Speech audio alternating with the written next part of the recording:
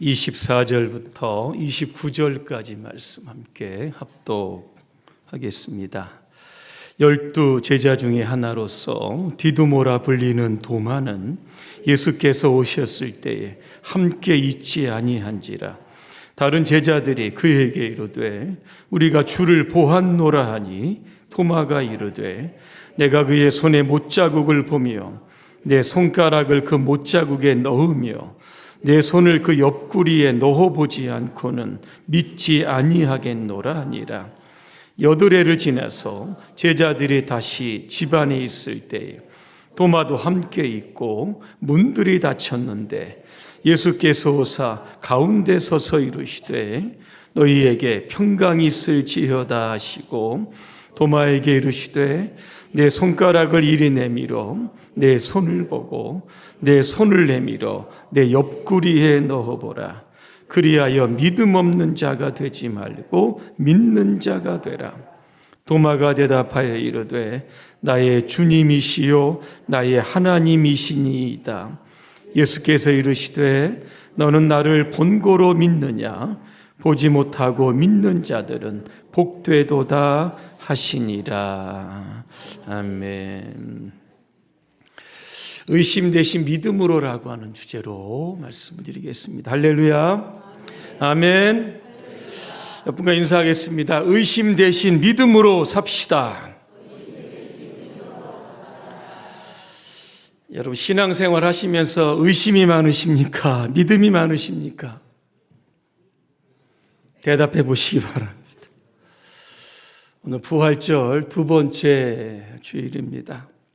오늘 말씀을 통해서 그렇게 의심 많은 도마가 확신을 가지고 나중에 인도에 가서 순교의 제물이 됩니다. 누구든 의심을 넘어 믿음의 사람이 될 수 있는 겁니다. 어떤 사람이 소중하게 간직하던 도끼를 잃어버렸습니다. 근데 이 사람은 이 도끼를 이웃집 남자가 훔쳐갔다 그렇게 생각을 합니다. 의심의 눈초리로 계속 쳐다보니까 그 사람이 도둑놈이 딱 맞는 겁니다. 왜? 길을 가다가 자기를 슬그머니 막 피해를 갑니다. 한번 얘기를 하는데 말도 막 더듬거리면서 횡설수설하는 겁니다. 이 사람이 바로 내 도끼를 훔쳐간 도둑놈이다 그랬습니다. 그렇게 의심을 하고 있는데 이 사람이 자기 그 마루 밑에다가 도끼를 둔 생각이 갑자기 난 겁니다. 그래서 이 마루 밑에 가니까 거기에 도끼가 딱 그렇게 있는 겁니다.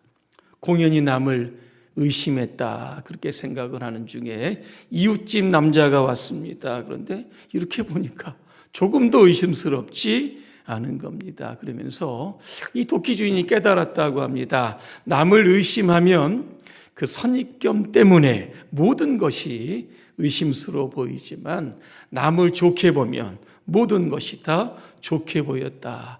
그렇게 이야기했더라고 합니다. 그림 한번 보여주시기 바랍니다. 비싼 그림인데 공짜로 보여드립니다. 제목이 뭘까 한번 여러분 한번 생각해 보시길 바랍니다. 의심하는 도마입니다. 카라바지오라고 하는 이탈리아의 화가가 그렸던 겁니다. 도마의 표정을 여러분 유심 있게 한번 봐주시기 바랍니다. 자신의 손가락이 어디로 들어갑니까? 예수님의 옆구리에 집어넣으면서도 눈으로는 예수님을 보지 못하고 있는 겁니다. 그의 표정을 이렇게 보면 놀라움 반 있고 당황스러운 것도 있고 미안함도 있고 여러 가지 굉장히 복잡하고 미묘한 그러한 감정을 저 얼굴에 잘 표현하는 것 같습니다. 예수님께서 안식구 첫날 부활하십니다. 안식구 첫날은 주일 새벽입니다. 예수님은 제자리 있는 곳을 이렇게 찾아가십니다. 그때 제자들은 성경에 보니까 유대인들이 두려워서 숨어 있었다 그랬습니다. 자기가 따르던 예수 그리스도를 십자가에 못 박았던 사람들, 이제 제자들을 이제 체포하기 위해서 혈안이 되어 있는 겁니다. 그래서 아무도 모르는 집에 문을 꽁꽁 걸어 잠고 있었던 겁니다. 그때 예수님께서 그 방 안에 들어가셔서 그들에게 말씀합니다. 너희에게 평강이 있을지어다. 그렇게 말씀하시고 자신의 손과 자신의 옆구리에 난 그러한 상처를 제자들에게 보여주셨습니다. 그랬더니 제자들이 기뻐했다. 여러분 그랬습니다. 근데 오늘 24절에 보니까 도마는 예수님께서 오셨을 그 자리에 있지 않았던 겁니다. 다른 제자들이 도마에게 말합니다. 우리가 부활하신 주님을 만났다 그랬습니다. 그때 도마의 반응을 여러분 한번 보시길 바랍니다. 믿지 못합니다. 내가 눈으로 봐서 믿지 못하고 내 손으로 그 상처를 내가 터치를 하고 직접 만져보고 옆구리나 손의 못자국에 손을 넣지 않고는 내가 믿지 않겠다. 그렇게 이야기를 합니다. 도마는 아마 이런 생각이 있었을 겁니다. 어떻게 죽은 예수가 살아날 수 있었을까? 혹시 유령은 아닐까? 그래서 실체를 제가 좀 만져보아야겠다라고 하는 그런 생각이 있었던 거겠습니다. 질문하겠습니다. 믿음의 반대말은 무엇입니까? 불신입니까? 의심입니까? 이 두 마음이라고 하는 오스기니스라고 하는 분이 책을 지은 게 있는데 이분이 이런 이야기를 합니다. 의심이라는 것은 두 개라고 하는 단어에서 유래했다라고 하는 겁니다. 우리가 무엇을 믿는다고 할 때 한 마음입니다. 우리가 무언가를 믿지 않을 때 그것도 한 마음입니다. 그런데 의심한다는 것은 둘 사이에서 흔들리는 상태를 뜻하는 겁니다. 그러니까 동시에 믿는 것 같기도 하고 믿지 않는 것 같기도 하는 상태가 바로 의심하는 상태다. 그렇게 이야기를 합니다. 이런 정의에서 보면 우리가 의심한다는 것은 우리 안에 믿음이 없다. 이런 증거가 아닙니다. 믿음은 있는데 100% 확신하지 못하는 상태가 바로 의심하는 겁니다. 누가복음 7장에 보니까 세례 요한이 나옵니다. 세례 요한 누군지 아시죠? 예수님과 사촌지간입니다. 6개월 먼저 이 땅에 오게 됩니다. 선지자가 되어서 요단강에서 세례를 베풀고 회개의 메시지를 선포를 합니다. 그런 이야기합니다. 나는 예수님을 예비하러 온 자다 그랬습니다. 예수님 지나가시는데 수많은 군중들을 향해서 세례 요한이 외칩니다. 보라, 세상 죄를 지고 가는 하나님의 어린 양이다 그랬습니다. 자, 그런데 여러분 세례 요한이 옥에 갇히게 되었습니다. 근데 옥에 갇히면서 세례 요한에게 의심이 자꾸 생기는 겁니다. 예수님이 메시아가 맞을까? 의심하기를 시작을 하고 제자들을 부릅니다. 예수님에게 가서 예수님이 메시아인 점 물어봐라 그랬습니다. 그랬더니 제자들이 가서 물어보는 겁니다. 오실 그분이 당신입니까? 아니면 우리가 다른 분을 기다려야 합니까? 이렇게 물어보게 되었던 겁니다. 세례 요한 선지자입니다. 그죠?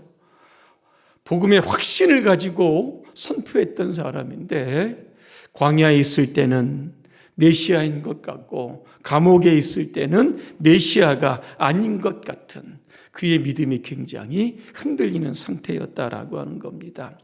그때 예수님은 이 세례 요한을 책망하지 않으십니다. 오히려 그를 칭찬을 하십니다. 누가복음 7장 28절입니다. 여자가 낳은 자 중에 세례 요한보다 더 큰 자가 없다 그렇게 말씀합니다. 이 믿음의 거장들에게도 의심이 찾아올 수 있다는 겁니다. 예수님이 십자가에 죽으시기 전날 밤 마지막 만찬을 그렇게 하게 됩니다.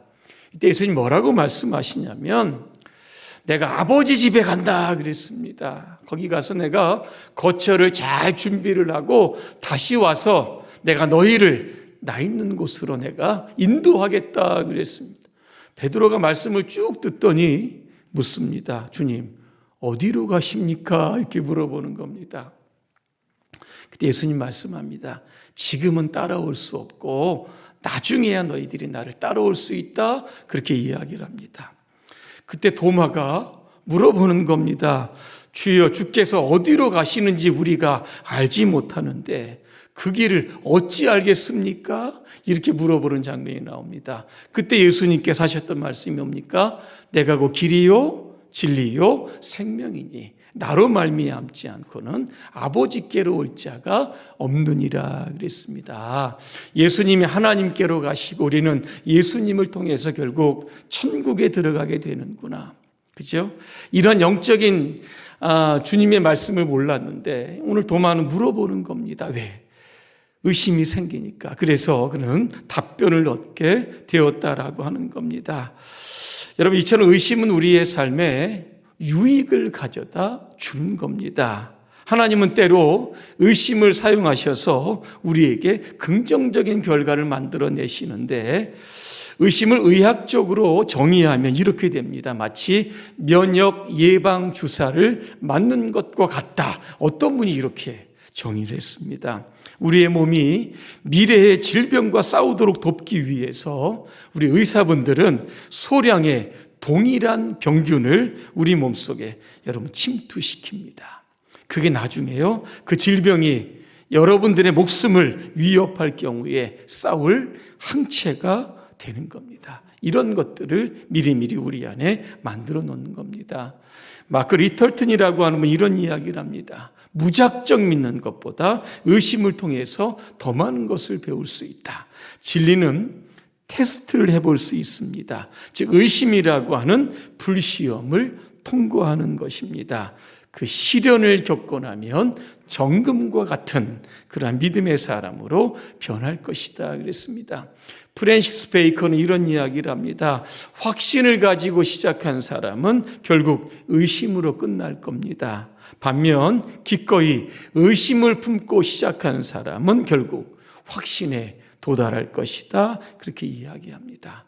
오늘 도마 의심으로 시작을 합니다. 그런데 그 의심이 확신으로 나아가게 되는 계기가 오늘 26절에 나옵니다.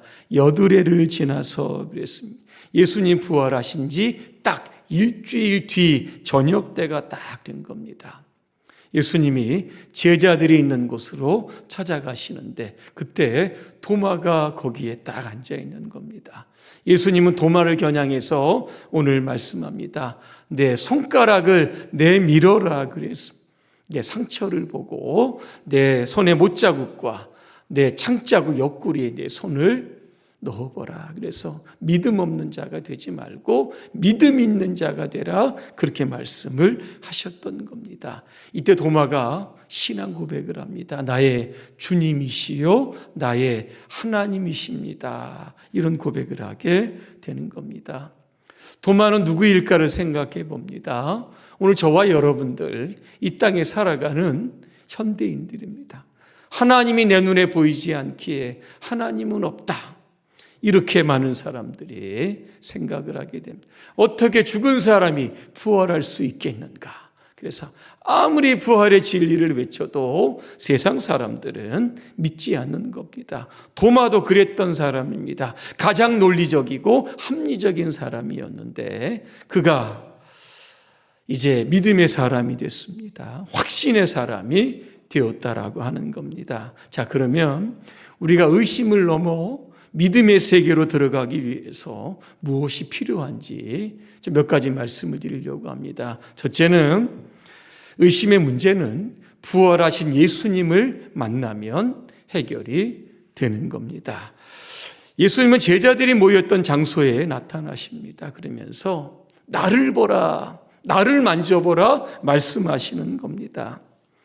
그 순간에 도마가 과연 만져보았는지는 잘 모르겠지만 오늘 도마는 그때 믿음이 여러분 생겼다는 겁니다. 신앙생활하면서 수많은 의심의 구름이 우리 가운데 여러분 일어나게 됩니다. 그때는 여러분 성전을 찾아야 됩니다. 왜? 이 교회는 어떤 곳입니까? 주님의 몸된 교회는 겁니다. 주님이 주인 되시는 곳이 바로 여러분 교회다라고 하는 겁니다. 시편 37편에 보면 여기 이 시편 기자가 이야기를 합니다. 그러면서 하나님이 도대체 살아계시냐? 이런 의미를 가지고 질문을 던지기를 시작을 합니다. 그 질문이 뭔지 아십니까?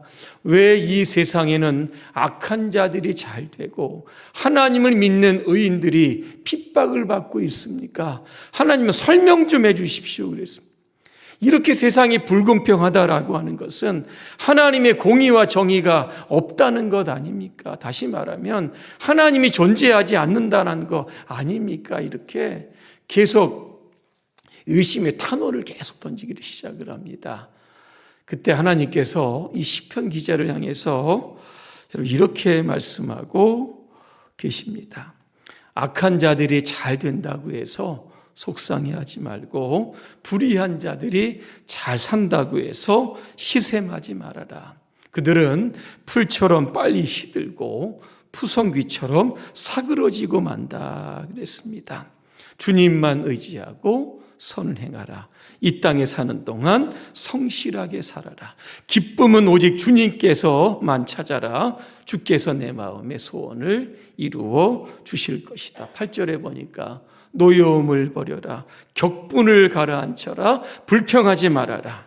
이런 것들은 오히려 악으로 기울어질 뿐이다. 조금만 더 참아라 그랬습니다. 악인들은 멸망하고 만다 그랬습니다. 세상이 왜 이렇게 불공평한지 이러한 의심을 가지고 하나님께 가서 그는 부르짖어 기도했을 때 그의 의심이 사라졌던 것을 우리가 보게 되는 겁니다.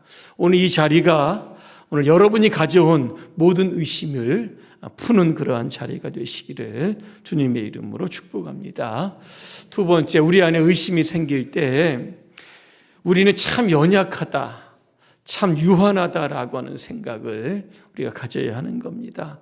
우리의 생각, 경험, 지식 이게 완전한 것 같지만 이게 굉장히 불안합니다. 우리가 알고 있는 지식 여전히 여러분 불안합니다. 질문합니다. 여러분은 하나님에 대해서 얼마나 알고 계십니까? 아니면 여러분 자신에 대해서 얼마나 알고 계십니까? 하나님이 세상을 이렇게 운영하시는데 얼마나 여러분 잘 알고 계십니까? 로마서 11장에 보니까 바울은 이런 말씀을 합니다. 하나님의 지혜와 지식의 부요함이란 그 깊이가 한이 없다. 그분의 판단은 헤아릴 수 없고 그분의 길은 우리가 추적할 수 없다 그랬습니다. 만물이 다 그분에 의하여 창조가 되었고 그분을 통하여 생동하며 그분을 위해 존재합니다. 하나님께 길이 영광을 돌립시다. 오늘 바울이 이야기했던 겁니다.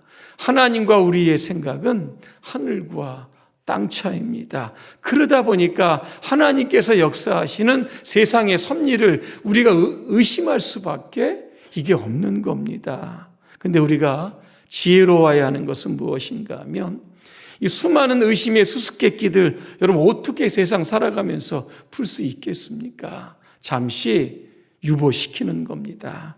내가 하나님의 나라에 가서 내가 하나님께 물어보면 그 의심의 이유들이 분명하게 풀어지게 될 겁니다. 게리 파커라고 하는 사람이 이런 이야기를 합니다. 나는 살아가면서 수많은 의심의 질문들이 있지만 그 모든 답을 알고 계시는 분은 바로 하나님이시다 그랬습니다. 사도 바울도 고린도전서 13장 12절에 보니까 이렇게 이야기합니다. 나는 지금 주님을 아주 조금밖에 알지 못합니다. 마치 희미한 거울 속에서 당신을 보는 것처럼 말입니다. 하지만 그때에는 얼굴과 얼굴을 대면하여 볼 겁니다. 이제는 내가 부분적으로 알게 되지만 그때가 되면 내가 명확하게 온전하게 알게 될 것이다. 오늘 바울이 이야기할 겁니다. 우리 인간적인 제한적인 지성이나 경험 이런 것들을 가지고 인생의 모든 의심의 그 문제들을 풀어가기에는 이게 역부족이다라고 하는 겁니다. 그래서 우리는 우리의 연약성, 제한성 이런 것들을 인식하며 살아야 되는 겁니다. 세 번째, 우리가 의심을 넘어 믿음으로 가려고 하면 하나님이 일하시는 현장으로 달려가야 하는 겁니다. 이런 이야기가 있습니다. 도마가 그 이후에 또 다른 의심이 생겼던 겁니다. 누구에게 물어볼까? 그래서 그래도 12 제자 중에 선이면 베드로가 제일 낫겠지. 그래서 베드로에게 달려갔다고 합니다. 그런데 베드로를 만날 수가 없는 겁니다. 뭐 하냐 봤더니 하루에 3,000명씩 5,000명씩 전도하느라고 도마를 만날 시간이 없는 겁니다. 그래서 도마가 또 바울은 신학자니까 신약의 13권을 집필한 분이니까 이분은 내가 꼭 만나면 이 의심의 문제를 해결할 때 그래서 바울을 만나러 갔습니다. 소아시아 터키에 갔더니 바울은 유럽에 있는 겁니다. 왜? 복음 전하느라. 유럽에 갔더니 또 소아시아 와서 복음을 전하는 겁니다. 유럽과 소아시아 돌아다니면서 열심히 선교하느라고 정신이 없어서 못 만나고 그냥 집으로 돌아오는 겁니다. 그때 그가 이런 생각을 합니다. 베드로도 예수님 잘 믿고 바울도 예수님 잘 믿는데 왜 나는 이렇게 의심하며 돌아다니는가? 그래서 그가 인도로 갔다고 합니다. 어떤 목사님이 어떤 분이 이제 무디 목사님에게 찾아왔다고 합니다. 성경을 읽으면 모순투성이고 왜 이렇게 의심이 많은지 모르겠습니다. 좀 해답을 좀 가르쳐 주십시오. 그랬더니 이 무디 목사님이 이렇게 이야기를 합니다. 지금 당장 밖으로 뛰어나가서 전도하라고 했습니다. 성경책 놔두고 나가서 전도하고 지나가는 사람의 니엇가라도 좀 밀어주십시오. 무슨 일이든지 찾아서 봉사하고 전도하십시오. 그리고 돌아와서 성경을 읽으면 깨달아질 겁니다. 행하지 않고 읽기 때문에 깨달아지지 않는 것이다. 이렇게 이야기를 합니다. 어떤 분이 이런 이야기를 합니다. 의심은 영적 소화 불량에서 오는 영적인 상태다. 이런 이야기를 합니다. 의미 있는 이야기인 것 같습니다. 사실 분주한 사람은 의심할 겨를이 없습니다. 여러분 교회 안에도 해야 할 일이 여러분 얼마나 많습니다. 부서의 일도 있고 기관의 일도 있고 한 해의 계획들이 여러분 많이 있는데 하려고 하면 일이 많고 하지 않으려고 하면 일이 하나도 여러분 없는 겁니다. 의심도 하고 생각도 하고 고민도 하는 것 중요하지만 우리가 적극적으로 주님의 일에 뛰어 헌신하게 될 때 여러분의 믿음은 믿음으로 변하게 될 겁니다. 네 번째로 우리가 의심 대신 믿음으로 살려고 하면 보지 않고 믿는 믿음을 가져야 하는 겁니다. 우리는 보이는 것이 전부라고 확신합니다. 하지만 보이지 않는 세계도 있습니다. 하나님의 세계가 있고 영적인 세계가 있고 믿음의 세계가 있습니다. 바울은 이야기합니다. 세상적인 육신의 눈을 가지고는 영적인 세계 볼 수 없다. 영적인 눈을 가져야 하나님의 세계를 볼 수 있다. 이렇게 이야기를 합니다. 도마도 마찬가지였을 겁니다. 세상적인 눈을 가지고 예수님 부활했다. 도저히 믿지 못했던 겁니다. 그러나 부활하신 주님을 만나고 그의 시각이 바뀌어졌던 겁니다. 예수님 도마에게 말씀합니다. 너는 나를 본 거로 믿느냐? 보지 못하고 믿는 자가 복이 있다고 말씀합니다. 히브리서 11장 1절입니다. 믿음은 바라는 것들의 확신이요 보이지 않는 것들의 증거다 말씀합니다. 고린도후서 5장 7절에 보니까 이런 말씀이 있습니다. 우리가 믿음으로 사는 거지 보는 것으로 살지 아니한다. 그렇게 말씀합니다. 누군가 이 믿음과 의심의 차이를 이렇게 정의를 했는데 참 잘 정의한 것 같습니다. 의심은 방해물을 보지만 믿음은 길을 봅니다. 의심은 한 걸음을 두려워하지만 믿음은 높이 날아오릅니다. 의심은 누가 믿지 하지만 믿음은 내가라고 대답합니다. 여러분 결론입니다. 그렇게 의심 많았던 도마가 부활하신 예수님을 만나고 믿음의 사람이 됩니다. 그 이후의 행적은 어떻게 되었을까 이렇게 보니까 오늘 성경에 보니까 사도행전 1장 13절입니다. 마라의 다락방에서 기도하는 사람들 이름이 나오는데 그 제자 중 하나가 바로 도마의 이름이 나왔다는 겁니다.